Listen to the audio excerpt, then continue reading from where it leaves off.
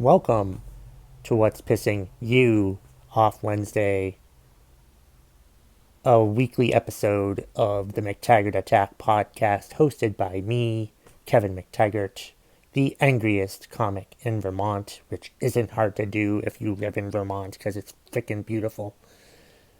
How What's Pissing You Off Wednesday works is I rant about stuff on other people's behalf so they don't have to.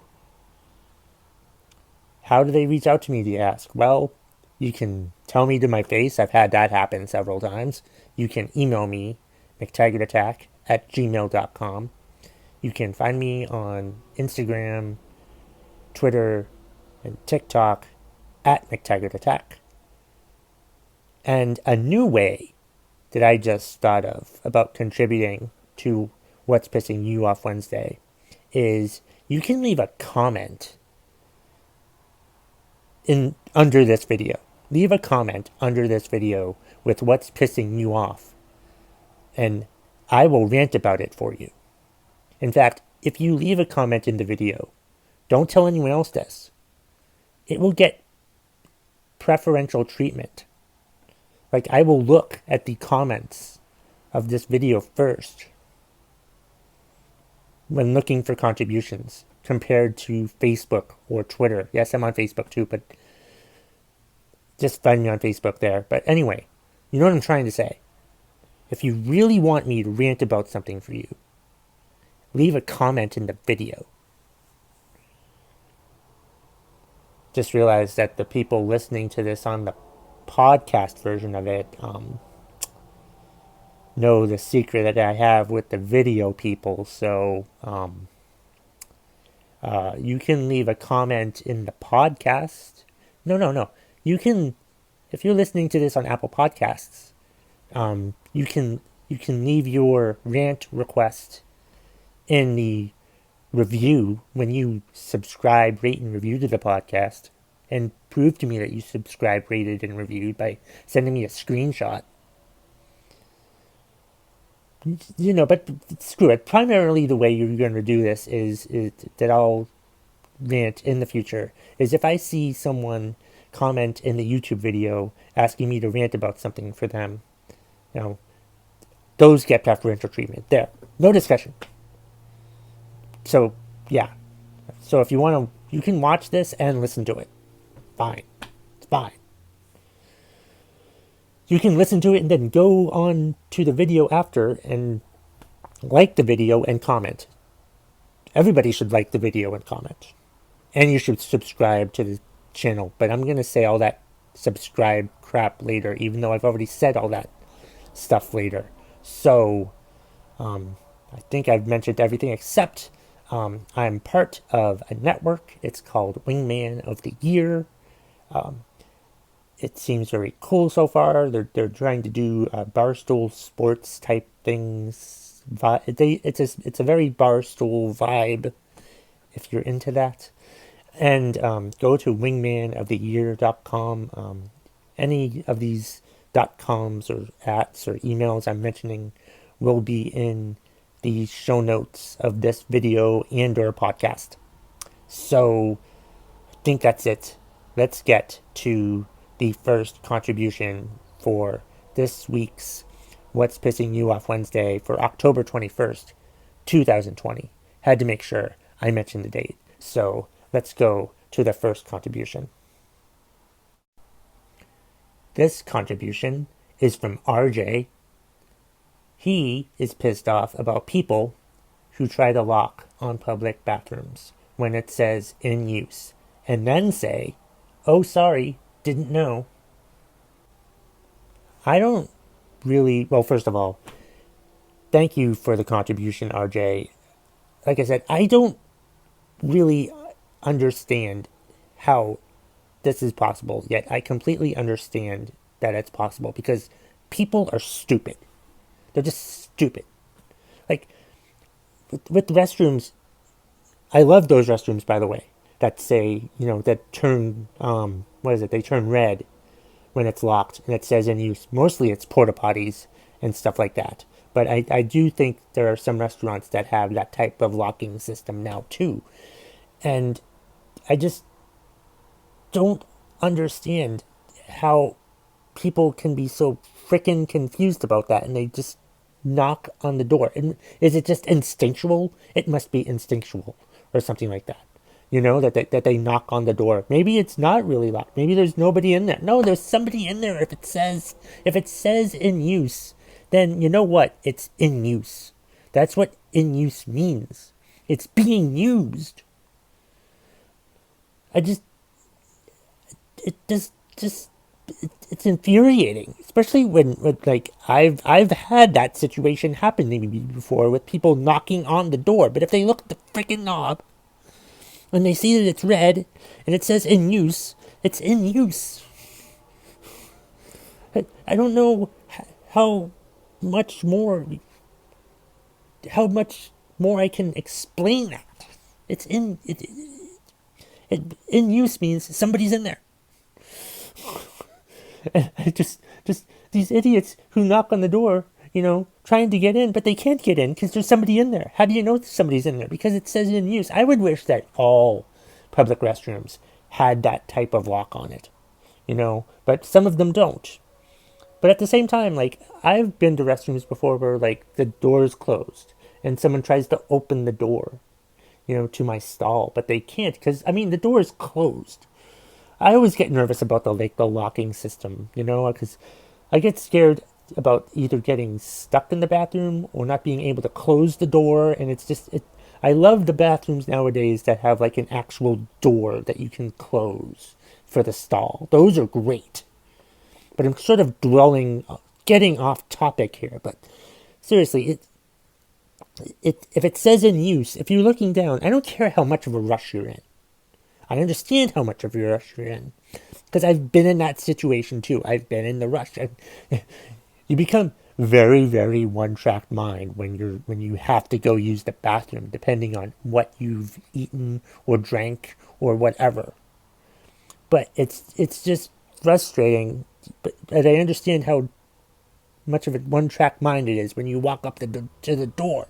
One thing you should notice, though, is if there's any if you notice, like, the red sign, the red little thing above the doorknob that says in use, believe them.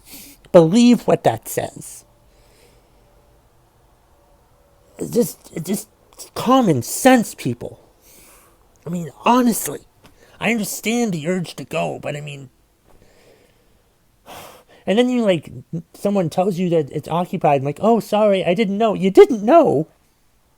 You didn't know. It said in use. What the hell do you think in use means?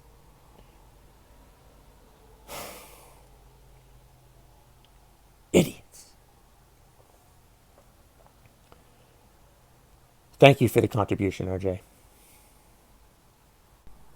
Here's a contribution to What's Pissing You Off Wednesday from at dogfan7860 on Twitter.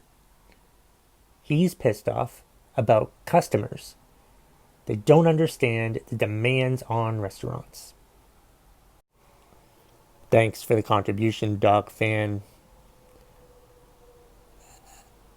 As someone who's been a customer at a restaurant, I can attest to the fact that most customers at restaurants are jerks.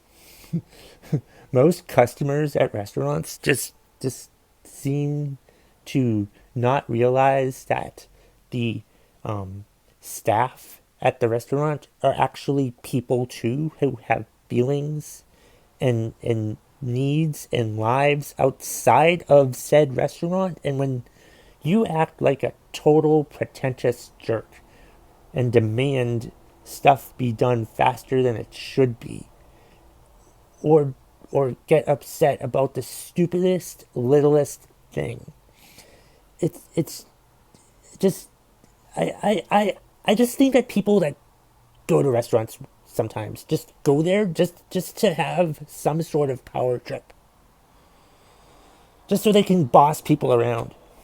Their lives must really suck if they boss people around at a restaurant. I understand that the customer is always right, but there's a line you have to draw sometimes. When the customer is being a jerk or being mean or rude to the customers, That's uncalled for. There's a line that you have to draw. And I think what Dogfan is referring to, I'm assuming he refers to now with COVID also, has to be even more demanding because like there's outside seating, but there's a lot more limited seating, and a lot of times I've been there outside before COVID when there's been seating issues, but it's not really a seating issue as much as there's a staff issue. They don't have enough staff. You can't just fill the restaurant and have one waitress or one server, serve the entire restaurant because they're not going to get their food in time regardless. They're going to get upset that they're not getting their order in. So they probably assume that it's better to have them wait in the waiting area instead of seating them because there's not enough people working there to tend to their needs.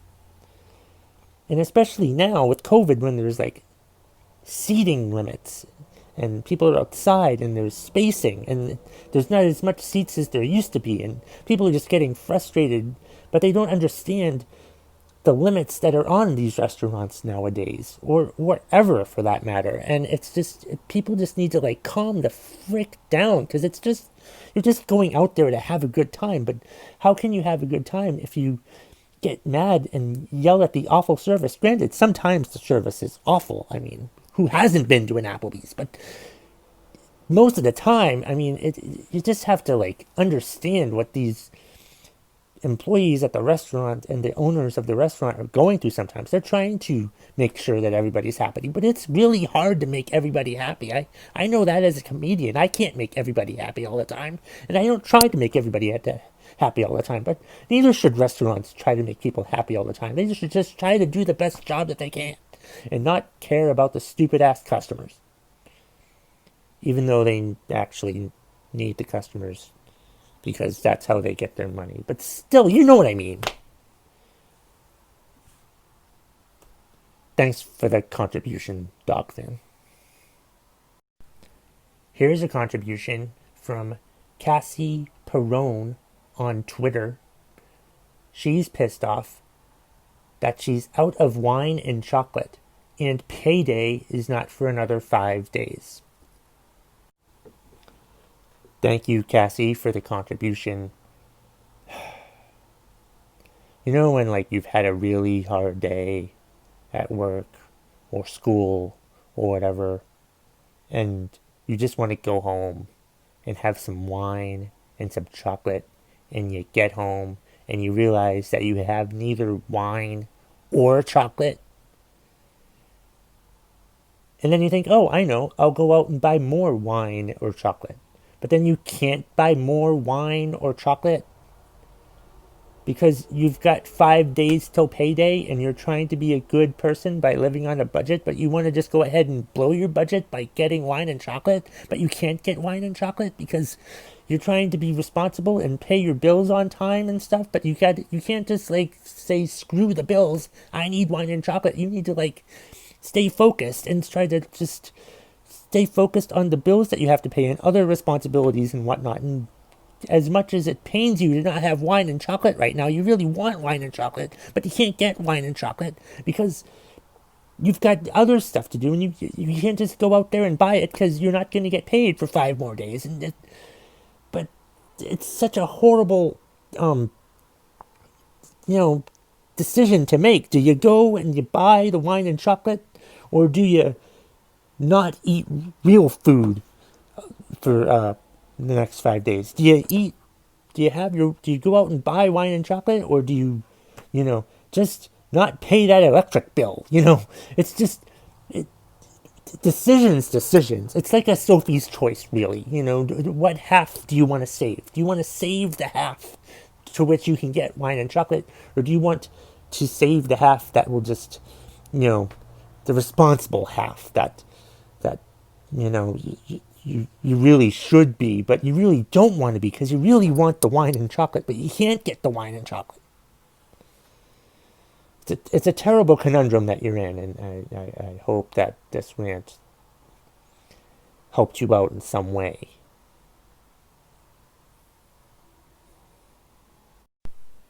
Thanks for watching the video and or listening to it on the podcast. If you could please do me a favor. If you watched it on YouTube, please subscribe to the channel. And if you listen to this as part of the McTaggart Attack podcast, please remember to subscribe, rate, and review. Happy What's Pissing You Off Wednesday, everybody.